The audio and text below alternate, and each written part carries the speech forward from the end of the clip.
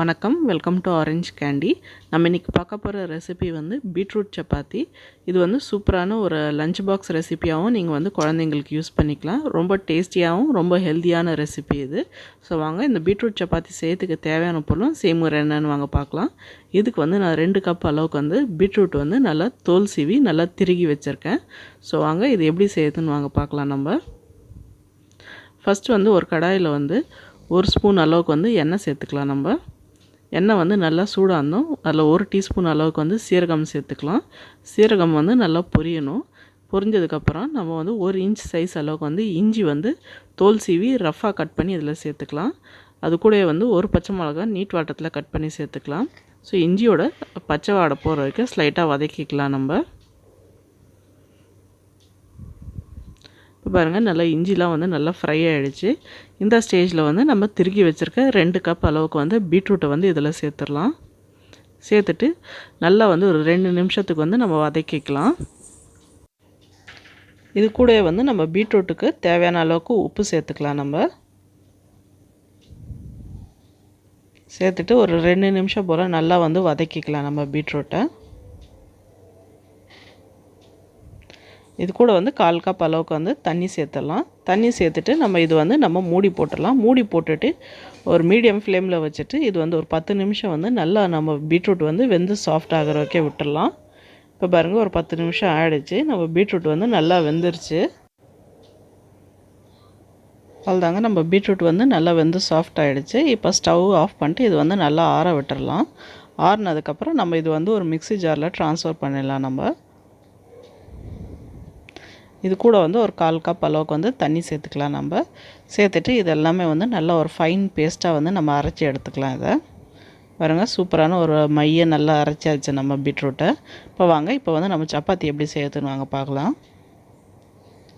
சப்பாத்திக்கு வந்து நான் வந்து ஒரு 3 கப் அளவுக்கு வந்து கோதுமை மாவு எடுத்திருக்கேன். ஸோ ஒரு நல்ல ஒரு பெரிய அகலமான தட்டில் எடுத்துருக்கேன் நான் பிசையறதுக்கு வாட்டமாக. இப்போ வந்து இது மாவுக்கு தேவையான அளவுக்கு உப்பு சேர்த்துக்கலாம். ஏற்கனவே வந்து நம்ம பீட்ரூட்டில் வந்து உப்பு சேர்த்தாச்சு. ஸோ இதை வந்து வெறும் மாவுக்கு மட்டும் உப்பு சேர்த்துக்குங்க. அடுத்ததாக வந்து ஒரு 1/2 டீஸ்பூன் அளவுக்கு வந்து ஓமம் சேர்த்துக்கலாம். கூட வந்து 1/2 டீஸ்பூன் வந்து கரம் மசாலா சேர்த்துக்கலாம். இப்போ இதெல்லாமே வந்து நல்லா வந்து மிக்ஸ் பண்ணி விட்டுடலாம். நம்ம ட்ரை இன்க்ரீடியன்ஸ் எல்லாம் வந்து மாவில் வந்து நல்லா மிக்ஸ் பண்ணி விட்டுக்கலாம். அடுத்ததாக வந்து நம்ம அரைச்சி வச்சுருக்க பீட்ரூட் பேஸ்ட்டை வந்து இதில் சேர்த்துக்கலாம். ஸோ மற்ற பீட்ரூட் பேஸ்ட்டும் இதில் சேர்த்துடலாம். இப்போ இது எல்லாமே சேர்த்து நம்ம மாவில் போட்டு ஒன்றா வந்து சப்பாத்தி மாவு பதத்துக்கு பிசைஞ்சிக்கலாம். இதில் வந்து எந்த தண்ணியும் சேர்க்காதீங்க. நம்ம பீட்ரூட்டில் இருக்கிற தண்ணியே போதும் நம்மளுக்கு. ஸோ மாவை வந்து நல்லா ஒன்றா சேர்த்து கெட்டியாக வந்து சப்பாத்தி மாவு அளவுக்கு வந்து டைட்டாக பிசைஞ்சு எடுத்துக்கலாம். நம்ம பாருங்கள், சூப்பராக நம்ம வந்து சப்பாத்தி மாவு பதத்துக்கு வந்து மாவு வந்து நல்லா பிசைஞ்சு ரெடி ஆகிடுச்சு. ஸோ இது வந்து நல்லா ஒரு 5 மினிட்ஸ்க்கு வந்து நல்லா வந்து அமுத்தி பிசைஞ்சுக்குங்க.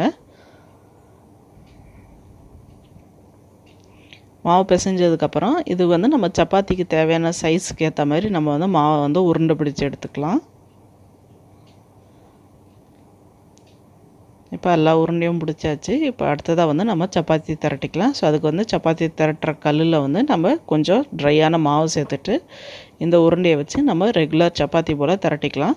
இது உங்களுக்கு எந்த ஷேப் விருப்பமோ அந்த ஷேப்பில் வந்து நீங்கள் திரட்டிக்கலாம். இதை பாருங்கள், நம்ம சப்பாத்தி திரட்டியாச்சு. இப்போ வாங்க சூடான தோசைக்கல்லில் போட்டு இது வந்து சுட்டு எடுத்துடலாம். தவாவில் போட்டு ஸோ ஒரு சைடு போட்டு நல்லா கொஞ்சம் ஸ்லைட்டாக வேக ஆரம்பித்தோன்னே நம்ம வந்து இன்னொரு சைடு திருப்பி போட்டுக்கலாம். ஸோ கொஞ்சம் ஸ்லைட்டாக வெந்ததுக்கப்புறம் நம்ம வந்து இது மேலே வந்து எண்ணெய் தடவிக்கலாம். பாருங்கள், ஸ்லைட்டாக கொஞ்சம் வேக ஆரம்பிச்சிச்சு. இந்த ஸ்டேஜில் வந்து நம்ம இது மேலே வந்து கொஞ்சம் எண்ணெய் தடவிக்கலாம். ஸோ இது மாதிரி பண்ணிங்கன்னா எண்ணெய் வந்து இது கொஞ்சம் கம்மியாக குடிக்கும். அப்புறம் இது எண்ணெய் வந்து ஆப்ஷனல். இன்கேஸ் உங்களுக்கு எண்ணெய் வேண்டான்னா நீங்கள் வெறும் ரொட்டி மாதிரி கூட வந்து அப்படியே வந்து சுட்டு சாப்பிட்றலாம். ஸோ இது பாருங்கள், கலரும் பாருங்கள் எவ்வளோ சூப்பராக அருமையாக இருக்குது. அந்த பீட்ரூட்டோட கலர் வந்து ரெட் கலர் பார்க்கறதுக்கே நல்லா அருமையாக இருக்குது. இந்த சப்பாத்தி வந்து நீங்கள் குழந்தைங்களுக்கு ஒரு லஞ்ச் பாக்ஸ் ரெசிப்பியாகவும் கொடுக்கலாம். இது வந்து நீங்கள் லஞ்ச் பாக்ஸில் எடுத்துகிட்டு போனீங்கன்னா கூட ரொம்ப நேரத்துக்கு வந்து சாஃப்டாக இருக்கும். ஸோ இது வந்து நல்லா சாப்பிட்றதுக்கும் வந்து நல்லா கொஞ்சம் ஸ்லைட்டாக ஸ்வீட்டாக இருக்கும். ஸோ குழந்தைங்களாம் வந்து நல்லா விரும்பி சாப்பிடுவாங்க. ஸோ இது வந்து குழந்தைங்களுக்கு ஒரு சூப்பரான ஒரு லஞ்ச் பாக்ஸ் ரெசிபி. ப்ளஸ் நல்ல ஒரு டயட் பண்ணுறவங்களுக்கும் இது வந்து ஒரு நல்ல ஒரு டீடாக்ஸ் ரெசிபியாகவும் வந்து நீங்கள் வந்து இது யூஸ் பண்ணலாம். ஸோ டயட் பண்ணுறவங்க வந்து எண்ணெயை வந்து ஸ்கிப் பண்ணிவிடுங்க. எண்ணெயை ஊற்றாமல் வெறும் சப்பாத்தியாக வந்து சுட்டு சாப்பிட்லாம். இப்போ பாருங்கள், சூப்பரான டேஸ்டியான ஹெல்த்தியான பீட்ரூட் சப்பாத்தி இல்லைனா பீட்ரூட் ரோட்டி வந்து வீட்லேயே ரெடி ஆகிடுச்சு.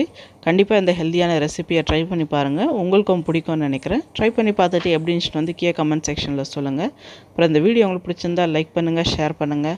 அப்புறம் மறக்காமல் எங்கள் சேனலில் ஆரஞ்சு கேண்டிக்கு சப்ஸ்கிரைப் பண்ணுங்கள். கூட வந்து பெல் ஐக்கனை ப்ரெஸ் பண்ண மறக்காதீங்க. அப்போ தான் எங்கள் சேனலோட உடனடி நோட்டிஃபிகேஷன் உங்களுக்கு வரும். நன்றி, வணக்கம்.